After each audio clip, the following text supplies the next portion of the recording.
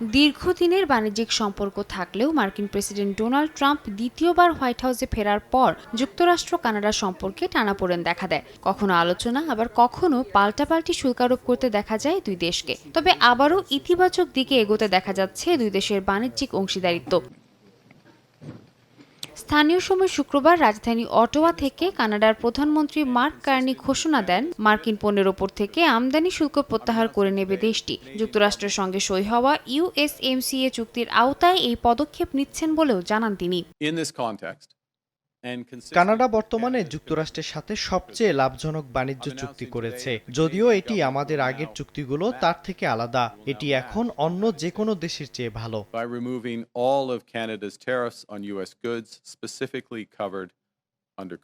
Carney জানান, Canada এখন যুক্তরাষ্ট্রের সঙ্গে বাণিজ্যে অধিকাংশ পণ্য মুক্ত বাণিজ্যের আওতায় আনছে। তবে স্টিল, অ্যালুমিনিয়াম ও গাড়ির ওপর শুল্ক অক্ষুণ্ণ থাকবে, যাতে যুক্তরাষ্ট্রের সঙ্গে আলোচনায় কৌশলগতভাবে এগোনো যায়। কার্নি ট্রাম্পের সঙ্গে বৃহস্পতিবার ফোনালাপে নিশ্চিত হয়েছেন যে শুল্ক প্রত্যাহার আলোচনাকে ত্বরান্বিত করবে।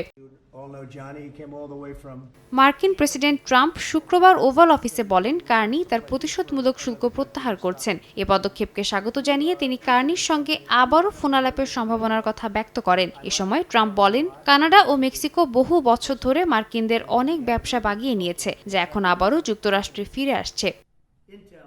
সাদিয়া তাসনিম, সময় সংবাদ।